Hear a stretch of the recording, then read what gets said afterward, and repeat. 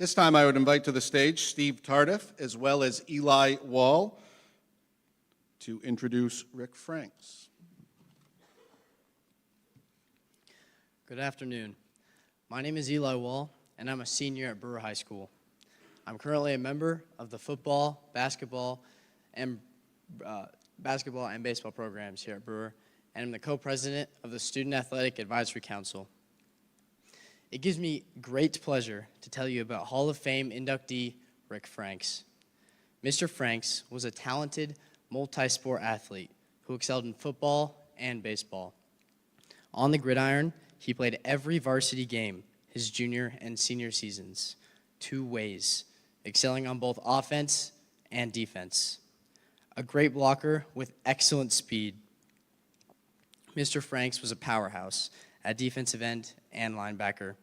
He was frequently among the leading tacklers on defense, often making 10 or more unassisted tackles per game. He had a tremendous impact on defense, not only by disrupting the opposing team moving down the field, but by forcing and recovering fumbles, making interceptions, and blocking punts. Mr. Franks was equally impressive on offense as the team center. He opened holes for the backs with his strength and power. He also did the snapping for punts and extra points. He was a big factor in Brewer's historic 1968 undefeated season with a record of 11-0-0, earning the first Class A state championship in school history. He was named to the Maine All-State second team his senior year. On the baseball diamond, Mr. Franks took his strength from a solid second baseman as a sophomore to a dominating performance as a left fielder his junior and senior seasons. He was a 3-year varsity starter, contributing heavily to the win-loss record of 52-10, clinching the 1969 PVC championship title. He was known to hit a few home runs out of the park, literally off Doyle Field onto State Street. After graduating from Brewer in 1969, Mr. Franks took his strength and versatility as a student athlete to Bates College, where he played offensive lineman for their football team. At this time, I am honored to introduce Steve Tardif to present Ric Franks for induction into the Brewer Athletic Hall of Fame.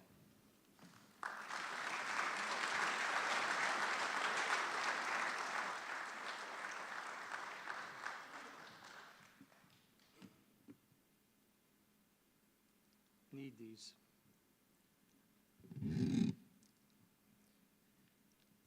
Hi, everyone, and what a nice and wonderful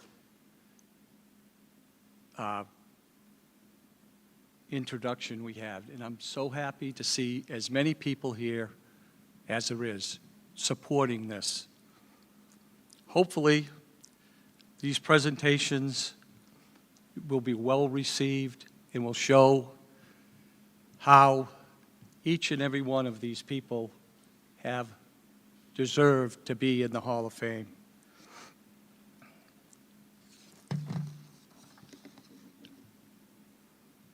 I'm here to introduce Ric Franks, an athlete who represented himself as a sportsman and a true leader.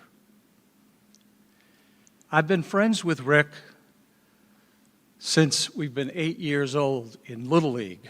Hard to believe that was 1959. Shows you how old we are. One of the ways Rick showed his abilities in leadership was when he was a 12-year-old All-Star. He had a pair of sneakers that had holes in both big toes. In order for him to wear those, he had to tape them together. Now, we teased him all through the season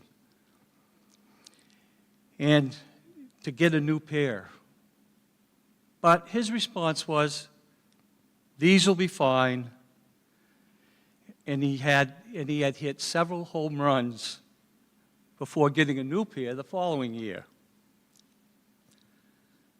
While we remained friends through our middle grades and our friendship and togetherness, playing together and competing against those Rams, Crusaders, Red Riots, and Ellsworth Eagles. One thing happened when we approached our senior year. Rick was moved from the starting end to center, along with two other ends. This move put him in front of me for the full season, since I was the quarterback. The summer before our senior year, we practiced like crazy to never make sure the snaps from center were perfect and the snaps for the extra points were accurate. Rick never complained, and after we scored the final game, which was 7-6, our practice was well rewarded. He did receive an award at the final banquet, and it was for his discipline and dedication, and it came from this. As a baseball player, the same thing happened to him. Coach, he was starting second baseman, and he moved him to left field. And he took to this position, and when he hit the ball solidly, it cleared the fence over State Street and into the part across the street. Rick was never one to complain about where he played. He just took it and did the best he could. That's what I admired about him. After graduating from high school, we went our separate ways. He went to Bates, and I went to UMO. Rick went on to work at AT&T, and we lost touch for a few years. One Friday evening, when I was standing in my yard of my new house, which happened to be in New Hampshire, I was wondering how I was going to build the fence that I had just bought. And lo and behold, who showed up? Ric Franks.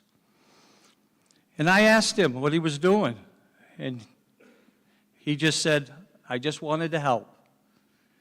And he stayed there all weekend and helped me put up that fence, and it was amazing. The fence still stands today. Over the last several years, we have contacted Coach Perone and have taken him to play golf and lunch. Rick showed me that you need to continue to keep in contact with the past. And that's why now I would like to welcome Ric Franks to the Brewer Hall of Fame 2025.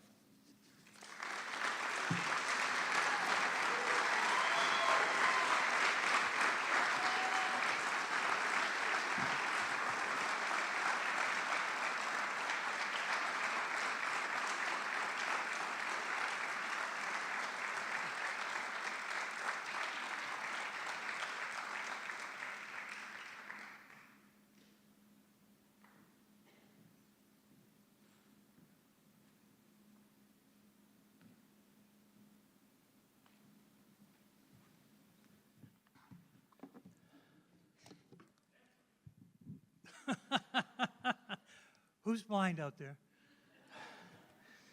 Listen, good afternoon, everyone. Eli and Steve, thank you very much for the munificent narration and introduction. Let me take this opportunity to congratulate my fellow inductees, and especially to recognize my baseball teammates and friends, and also my football teammates and friends, Steve Campbell and Donnie McLaughlin. Your accomplishments are truly impressive and noteworthy. I'm extremely humbled, honored, and privileged to be inducted into the Brewer Athletic Hall of Fame. There have been so many great athletes in all sports to have come out of this school, and that makes this recognition even more meaningful. I want to thank David Utterback, Liaison Kate Cahill, someplace here, and the entire Hall of Fame committee, and also the student athletes, who are a large part of this induction ceremony. Thank you very much for that. And everyone else who has contributed to making this day a reality for me. I'd also like to recognize and thank my late parents, Nat and Art Franks, who played a large part in enabling me to stand before you this afternoon. They both personally sacrificed an awful lot to enable me to play football, basketball, and baseball at various levels all over the state of Maine and beyond. I also want to thank my sister Terry, who nominated me for this honor. She too sacrificed a good deal to attend many of those events with my parents. I'm pretty sure, I'm not saying absolutely, but pretty sure there are other places she would have rather been. Thank you very much, Terry. I love and appreciate you. From age 8, when I began playing Little League, and then on to Pop Warner and PAL and CYO, and especially playing sports in junior and senior high school, I was very fortunate to play both with and against a number of very talented and competitive local athletes who pushed me throughout my early athletic career, which in turn made me a stronger, smarter student athlete and individual. To my classmates and my teammates, Gene Coleman, Dana Corey, Colombo DeSalvatore, Dana Folsom, Ron Gogan, Eric Kenny, Steve Landry, Roman Maximic, Mark McEwen, Dana Susi, and Steve Tardif, thank you for being the best teammates a person could ever ask for. It means a lot to me that some of you are here with me today. In addition to having great teammates, I had some really great coaches, even before high school. Lee Philbrook, Slip Corey, and Harry Estes were coaches from my youth who significantly impacted my sports skills development in a constructive and positive manner. But there's no question I had the most fun and enjoyment and greatest memories of my athletic playing life playing for the imaginative and innovative coach Ken Perone during my last 2 years in high school. In football, Coach Perone surrounded himself with excellent assistants. In particular, Ralph Breyer, Tim Marculia, and Mike Conley, all of whom I would also like to acknowledge and to thank. But Coach Perone most definitely was the mastermind who made everything run smoothly. He worked as hard at planning and prepping as he expected all of his players to work at practicing and playing. However, if I never hear the words, "First team, run it again, and this time do it right," it would definitely be too soon. To me, what made Coach Perone so great and successful was that he clearly loved what he did. He ensured that we were as well prepared as possible, and somehow he managed to keep everyone on his team involved, which was not easy because in those days, our typical squad size was over 100 players. Even though Coach Perone worked us hard, he made playing football fun. Winning the Maine Class A state football championship in 1968, and yes, I really am that old, during my senior year was definitely one of the highlights of my athletic life. I will never forget the bus ride home from South Portland when we crossed the Chamberlain Bridge from Bangor into Brewer. It seemed as though the entire city had turned out to greet us and to welcome us home, which was typical Brewer football fans. Main Street had been shut down in both directions, and the police and the fire department gave the team an escort all the way up Wilson Street to the high school. That's just the kind of thing that you never forget. I also played baseball, though, throughout high school, and just like in football, Coach Perone was my baseball coach during my junior and senior years. In both sports, Coach Perone had a vision, and for a number of us, his vision required some of his players to play entirely different positions, and I think you've heard a little bit about that earlier. In football, he moved me from the end position to my junior to the center position my senior. In baseball, he moved me from playing second base on the infield to left field in the outfield during my junior. Whether it was football or baseball, Coach Perone made it a point to explain to his players exactly why he was making the changes, and he made us feel good and confident about the change of position and plan. It clearly worked, though, because in football we won, and we won often, most of the time by large margins. In just our second year in participating in Class A, Barone and his coaching staff transformed our team into an undefeated, untied 11-0-0 team, making it Brewer's greatest football team in school history. In baseball, our team record was 23 wins and 2 losses during our senior year, and we won the PVC championship title, something that a Brewer team had not done for about 25 years prior. Another history-making accomplishment. As with football, I have many fond memories of playing baseball at Brewer High School, especially under Coach Perone and his assistant coach, Jim White. Jim was the perfect person to pair with Coach Perone. They saw the game of baseball in many of the same ways, but Jim delivered the message in his own very different, more measured, and soft-spoken manner.